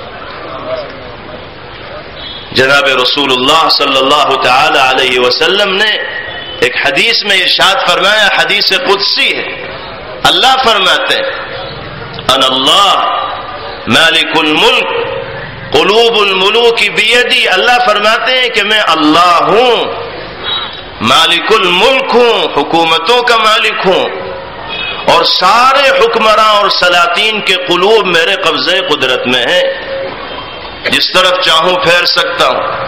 اللہ نے فرما دیا ان العباد اذا اطاعونی، میرے بندے اگر میری بات ماننے والے بنیں گے، میرا کہنا ماننے والے بنیں گے، اپنے فرائض کو ادا کریں گے، تو ان کے حکمرانوں کے دلوں میں ان کے سلسلے میں رأفت و محبت اور شفقت کے جذبات ڈال دوں گا. کوئی حاکم کسی کو پریشان نہیں کرے گا، کسی کے حق پر انگلی نہیں اٹھائے گا، کسی کے حق کو تلف نہیں کرے گا، کسی کو اس کے جائز حق سے محروم کرنے کی کوشش نہیں کرے گا. کب؟ جبکہ اللہ کے بندے اللہ کی بات ماننے والے ہوں گے. اور پھر کیا فرمایا اللہ نے؟ وَإِنَّ الْعِبَادَ إِذَا عَصَوْنِي حَوَّلْتُ قُلُوبَ مُلُوكِهِمْ عَلَيْهِمْ بِالنِّقْمَةِ وَالسَّخْطَةِ فَسَامُوهُمْ سُوءَ الْعَذَابِ أَوْ كَمَا قَالَ صلی اللہ علیہ وسلم. سبب تو اللہ نے بتا دیا.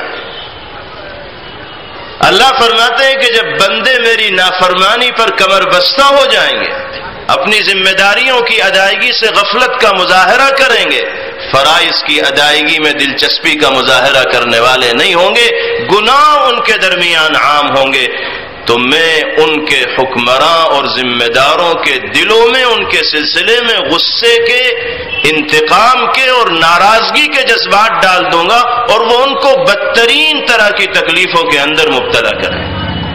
فَسَامُوهُمْ سُوءَ الْعَذَابِ.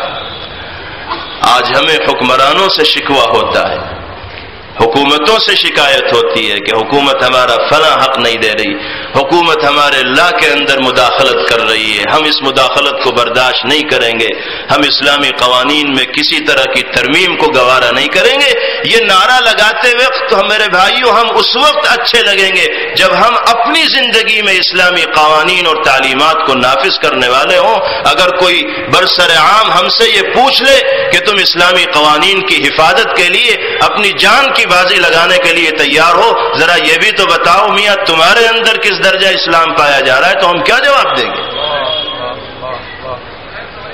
ہم اپنے آپ کو تو مسلمان بنائیں، یہ طاقتیں تو خود دفن ہو جائیں گی. ان کو موقع اسی لیے مل رہا ہے کیونکہ ہم نے اسلامی تعلیمات اور ہدایات پر عمل کرنا ترک کر دیا ہے. اللہ فرماتے ہیں، اسی حدیث کے آخری جملے ہیں اور آخری الفاظ ہے، فَلَا تَشْغُلُوا أَنفُسَكُمْ بِالدُّعَاءِ عَلَى الْمُلُوكِ. ان حکمرانوں کو، سلاطین کو اور ذمہ داروں کو برا بھلا کہنے میں اپنا وقت ضائع مت کرو. اپنے آپ کو اللہ کی طرف متوجہ کرنے والے، الحاح و زاری کرنے والے، گناہوں کے سلسلے میں مغفرت اور معافی کے بھیک مانگنے والے بن جاؤ. میں تمہارے لیے تمام دشمنوں سے دفاع کرنے کے واسطے کافی ہو جاؤں. یہ اللہ نے وعدہ فرمایا ہے کہ مجھ سے لو لگاؤ، میری جانب متوجہ ہو، امور تو میرے قبضے قدرت میں ہے، میں تمہارے ہر مشکل سے تمہیں نکالوں گا اور ہر طرح کے حالات سے نکلنے کا راستہ تمہارے سامنے پیش کر دوں گا. یہ اللہ وعدہ فرما رہے ہیں. اللہ کے وعدوں پر اگر ہمیں یقین ہوتا تو ہم اپنے آپ کو درست کرنے کی فکر کرتے. یہ ٹھیک ہے کہ اس طرح کی کوئی بھی آواز اگر اٹھے گی تو ہم میدان عمل میں آئیں گے اور اس چیز کو تجویز کا جامہ پہننے سے پہلے سرد خانے میں ڈالنے کی کوشش کریں گے، جیسے پہلے کوشش کرتے رہے ہیں، اور اللہ اس کوشش میں کامیابی بھی عطا فرماتے رہے. لیکن اس کے ساتھ ساتھ ہمیں اپنے گریبان میں بھی جھانکنا ہے، اپنے گریبان میں بھی منہ ڈال کر دیکھنا ہے کہ ہم دوسروں پر تو اتنا ناراض ہوتے ہیں کہ تم مداخلت فی الدین کر رہے ہو، اور ہم نماز چھوڑ کر کون سا اللہ کو راضی کرنے والا کام کر رہے ہیں، ہم جھوٹ بول کر کون سی اللہ کی رحمتوں کو سمیٹنے والا کام کر رہے ہیں، اور کون سی بدعملیاں ہیں جو مسلمانوں کے اندر عام ہے. زنا کا بازار گرم ہے، رشوت کا بازار گرم ہے، شراب نوشی اور نشہ آور اشیاء کا استعمال مسلم معاشرے کے اندر عام ہے. جانتا ہے مسلمان کہ یہ ساری کی ساری چیزیں ناجائز اور حرام ہے، لیکن اس کے باوجود بھی ڈھٹائی کے ساتھ کر رہا ہے. تو کیا اس کا یہ عمل اسلام کے نام پر کلنک اور دھبا نہیں ہے؟ دوسروں پر غصہ ہونے کے بجائے ہمیں اپنے اوپر غصہ ہونا چاہیے. دوسروں کو ملامت کرنے کے بجائے ہمیں اپنے نفس کو ملامت کا نشانہ بنانا چاہیے. اللہ ہمیں سچا پکا مسلمان بنائے تو یہ سارے کے سارے حالات میرے بھائیوں خود بخود دور ہو جائیں گے. جڑ یہی ہے. ہم کتنے ہی جلسے کرتے رہیں، کتنے ہی دستخط کراتے رہیں، لاکھوں کروڑوں دستخط کرا لیں اور سارے مسلمانوں کو جمع کر لیں ایک پلیٹ فارم کے اوپر اور اپنے آپ کو سدھارنے کی فکر نہ کریں تو کچھ ہونے جانے والا نہیں، کچھ نہیں ہو سکتا. کوئی تبدیلی حالات کے اندر رونما نہیں ہو سکتی. حالات اور زیادہ بدتر تو ہو سکتے ہیں، نارمل نہیں ہو سکتے۔ بنیاد یہ ہے کہ اپنے آپ کو درست کیا جائے، اپنی زندگی کو اللہ کی مرضی کے حوالے کیا جائے، تجویز کی زندگی نہ گزار کر تفویض کی زندگی گزاری جائے۔ حکیم الامت حضرت مولانا اشرف علی تھانوی نور اللہ مرقدہ نے یہ حکیمانہ جملہ اپنے مواعظ کے اندر ذکر کیا ہے کہ جو انسان تفویض کی زندگی گزارتا ہے اس کو کبھی بھی بے چینی کا، اضطراب کا، تکلیف کا اور رنج و غم کا سامنا نہیں کرنا پڑتا۔ تجویز کی زندگی کسے کہتے ہیں کہ آدمی اپنے لیے کسی چیز کو طے کرے کہ مجھے یہ ملنا چاہیے، مجھے وہ ملنا چاہیے، میری تنخواہ اتنی ہونی چاہیے، میرا کاروبار اس لیول کے اوپر ہونا چاہیے، مجھے فلاں کرسی ملنی چاہیے، مجھے فلاں عہدہ ملنا چاہیے۔ یہ تجویز کی زندگی ہے۔ اگر یہ چیز ہوگی تو آدمی ہمیشہ اسی کے پھیر میں لگا رہے گا اور کہیں جا کے بھی اسے سکون نہیں ملے۔ سبھاسد بنے گا تو چیئرمینی کے خواب دیکھے گا، چیئرمین بنے گا تو ایم ایل اے کے خواب دیکھے گا، ایم ایل اے بنے گا تو ایم پی کے خواب دیکھے گا، ایم پی بنے گا تو وزیر کے خواب دیکھے گا۔ یہ تو سانپ کی آنت ہے جو چلتی رہے گی، ختم نہیں ہوگی۔ تفویض کی زندگی، اپنی زندگی کو اللہ کی مرضی کے حوالے کر دیا جائے اور یہ یقین دل کے اندر پیدا کر لیا جائے کہ مالک آپ جس حال میں مجھے رکھیں میں تو اسی حال میں خوش ہوں، جس حال میں آپ مجھے رکھیں میں اسی حال میں خوش ہوں۔ اللہ ایسی زندگی گزارنے کی توفیق ہمیں عطا فرمائے، اسی ذریعے سے کامیابی ملے گی۔ اللہ تعالی ہمیں سچا پکا مسلمان بنائے۔ تو میں عرض یہ کر رہا تھا کہ حالات کی تبدیلی کے جو اسباب ہیں ان اسباب پر ہمیں غور کرنا چاہیے۔ ایک سبب تو یہ ذکر کیا گیا، ایک آخری سبب ذکر کر کے میں اپنی بات ختم کر لیتا ہوں، وقت کافی ہو گیا۔ نبی کریم علیہ الصلاۃ والسلام نے بیماریوں کے عموم کا ایک سبب حدیث پاک میں ارشاد فرمایا ہے، اذا ظہرت الفاحشۃ فی قوم حتی اعلنوا بها الا ابتلوا بالطواعین والاوجاع التي لم تكن في اسلافهم الذين مضوا من قبل۔ آپ ارشاد فرما رہے ہیں کہ جب کسی قوم کے اندر بے حیائی، عریانیت، ننگے پن اور فحاشی کا عموم ہو جائے تو اللہ تعالیٰ اس قوم کے افراد کو دو طرح کی بیماریوں میں مبتلا فرماتے ہیں۔ یہ تو طاعون کی بیماری میں مبتلا ہو کر لوگ اپنی زندگی سے ہاتھ دھو دیتے، یہ ایسے نت نئے امراض لوگوں کو لگ جاتے ہیں کہ جن کا نام ان کے بڑوں اور بزرگوں نے سنا بھی نہ ہو۔ آج آپ دیکھ لیجئے ہر سال نئے نام کا بخار آ جاتا ہے جس کو پہلے نہ سنا ہی نہ ہوگا۔ کبھی ڈینگو چلتا ہے، کبھی ڈینگی چلتا ہے، کبھی چکن گنیا ہوتا ہے، کبھی کچھ اور ہوتا ہے۔ نئے نئے نام کی بیماریاں، نئے نئے نام کے امراض اور بخار وجود میں آ رہے ہیں۔ دواؤں پر دوائیں تجویز کی جا رہی ہیں، ریسرچ پر ریسرچ ہو رہی ہے، نسخوں پر نسخے لکھے جا رہے ہیں، لیکن محسوس یہ ہوتا ہے کہ مرض بڑھتا جا رہا ہے جوں جوں دوا کی جا رہی ہے۔ وجہ کیا ہے؟ جو حقیقی سبب ہے ان بیماریوں کی آمد کا اس کی طرف ہماری توجہ نہیں، جس سوراخ سے یہ گندگی آ رہی ہے اس کو بند کرنے کی کوشش نہیں کی جا رہی۔ بے حیائی، عریانیت اور ننگے پن کا ایسا سیلاب ہے کہ جس میں ہم جیسا گنہگار سر کے بالوں سے لے کر پیر کے ناخنوں تک ڈوبتا ہوا اور غرق ہوتا ہوا دکھائی دے رہا ہے۔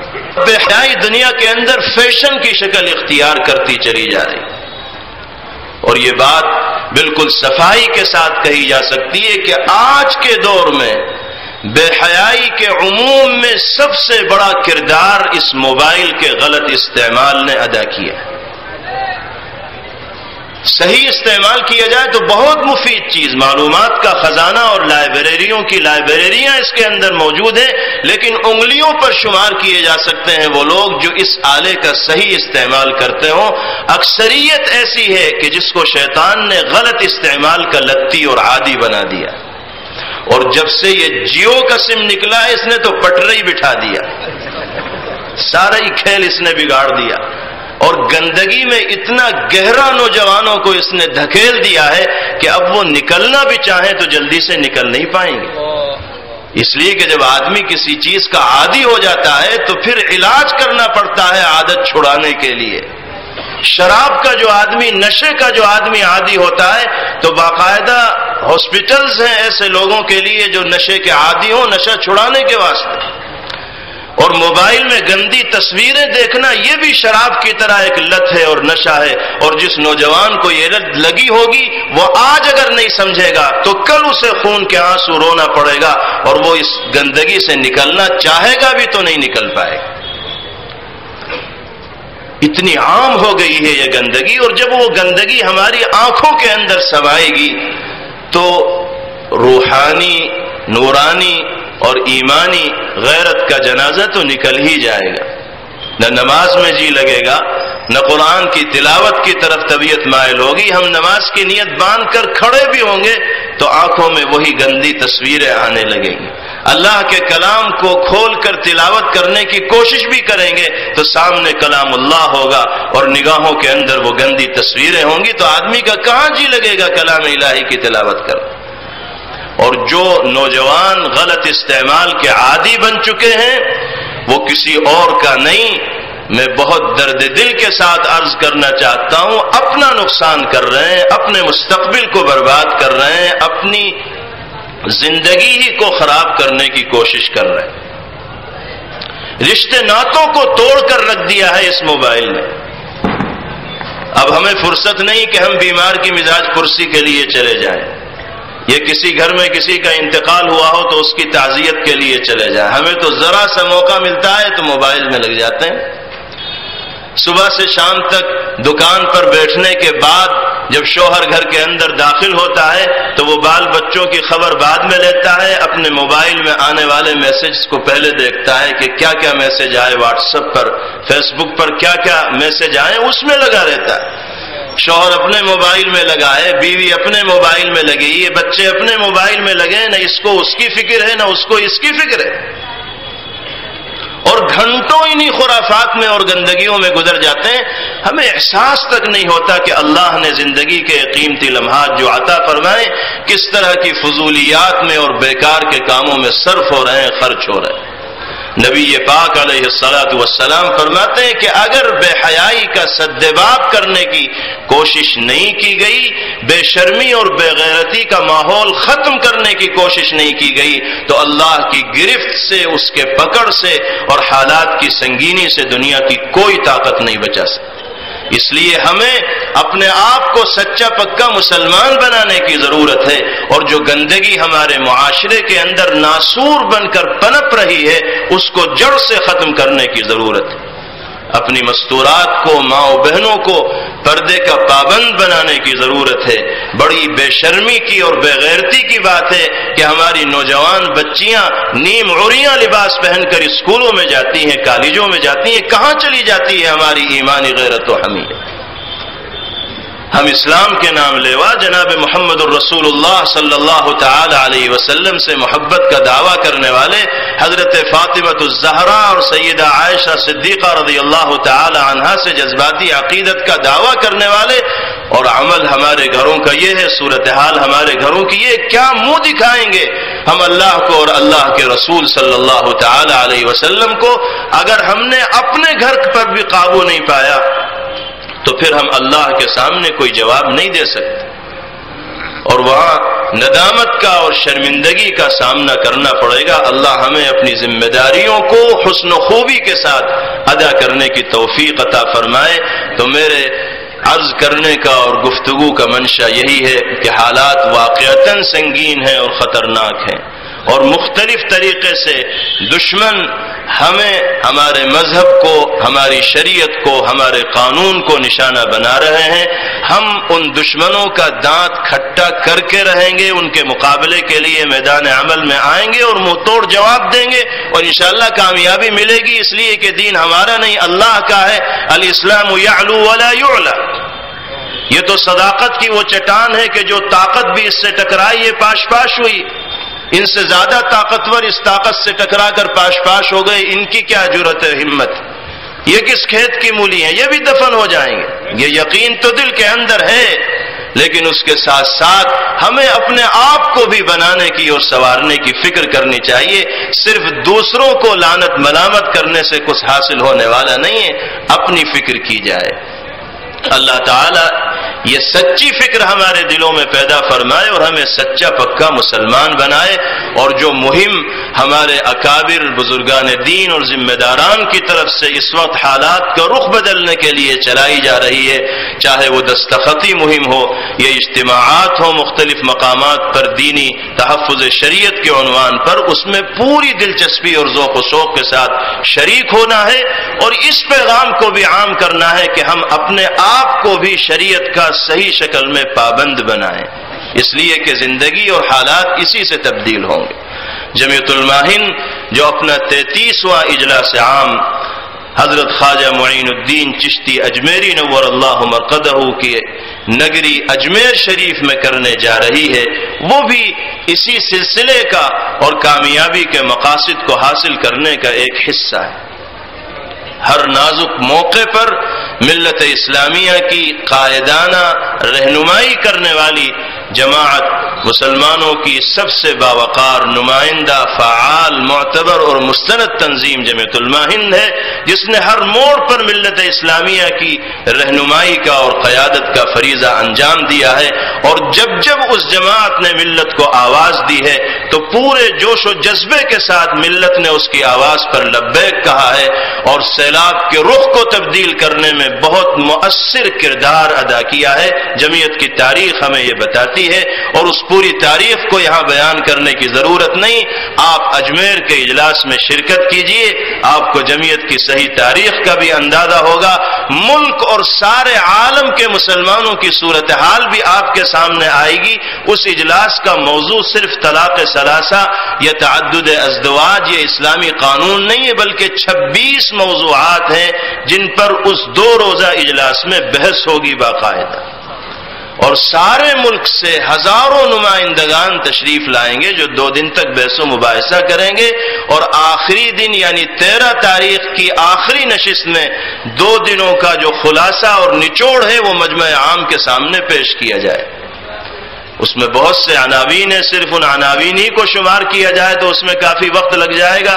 ملت اور ملک اور قوم جن جن حالات سے دوچار ہے ان تمام حالات کے اوپر غور و خوض کیا جائے گا، لاہ عمل طے کیا جائے گا، تو یہ ہماری دینی، ملی اور اخلاقی ذمہ داری اور فریضہ ہے کہ ہم اس اجلاس کو تاریخ ساز بنائیں۔ اللہ اس کو کامیابی سے ہمکنار فرمائے، اور ہر طرح کی حائل اور رکاوٹوں سے جو انعقاد کے سلسلے میں آ سکتی ہیں اللہ تعالیٰ دور فرمائے، اور اس اجلاس کو اللہ تعالیٰ اس ملک کی تاریخ میں ایک انقلابی موڑ اور قدم کی حیثیت عطا فرمائے۔ آپ حضرات جے پور کے ہیں اور اجمیر جے پور سے دور نہیں ہے، آپ کی حیثیت تو اس اجلاس کے لیے میزبانوں کی ہے۔ دور دراز سے لوگ اس اجلاس میں شرکت کے لیے آ رہے ہیں۔ میرا آنا امروہہ سے ہوا ہے۔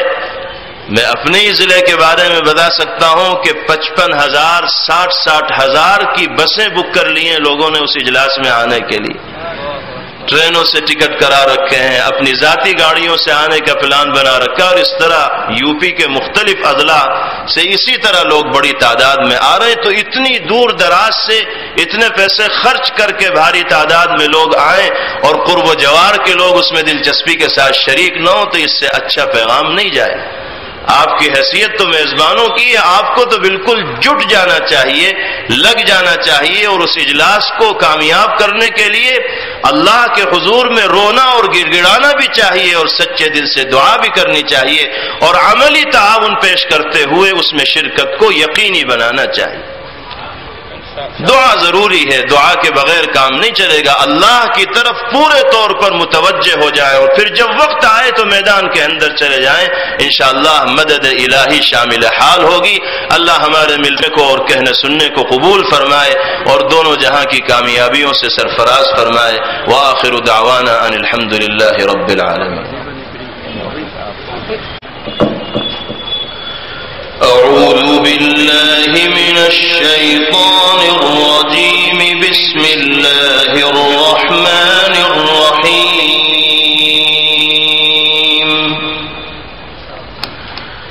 قل أفغير الله تأمروني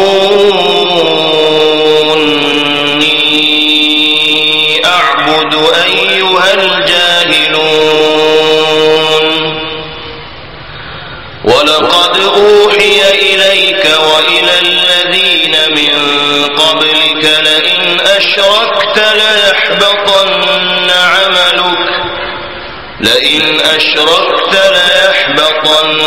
عملك ولتكونن من الخاسرين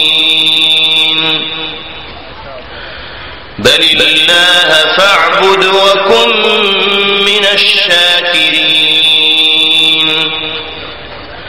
وما قدروا الله حق قدره والأرض جميعا قبضته يوم القيامة والسماوات مطويات بيمينه سبحانه وتعالى عما يشركون ونفخ في الصور فصعق من في السماوات ومن في الأرض إلا من شاء الله ثم نفخ فيه أخرى فإذا هم قيام ينظرون وأشرقت الأرض بنور ربها ووضع الكتاب وجيء بالنبيين والشهداء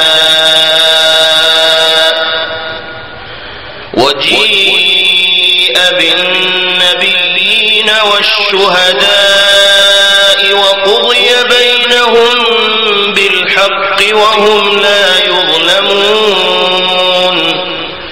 ووفيت كل نفس ما عملت وهو أعلم بما يفعلون وسيق الذين كفروا إلى جهنم زمرا حتى إذا جاءوها فتحت أبوابها وقال لهم خزنتها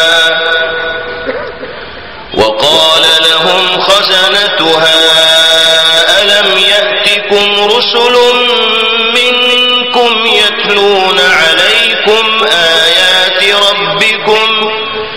يتلون عليكم آيات ربكم وينذرونكم لقاء يومكم هذا قالوا بلى ولكن حقت كلمة العذاب على الكافرين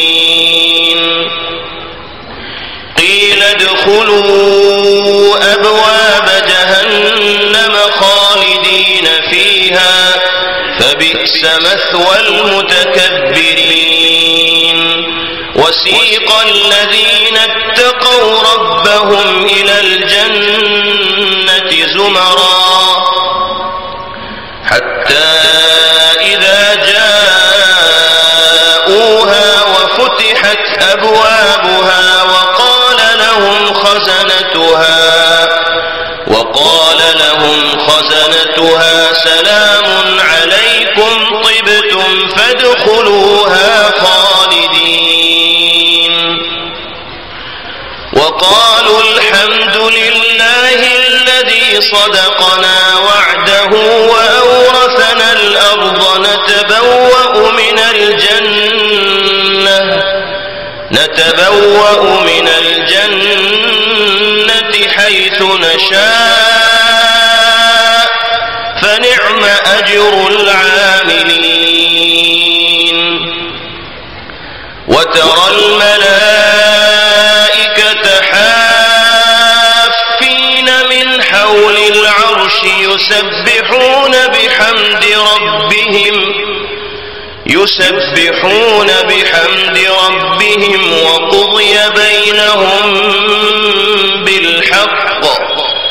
وقضي بينهم بالحق وقيل الحمد لله رب العالمين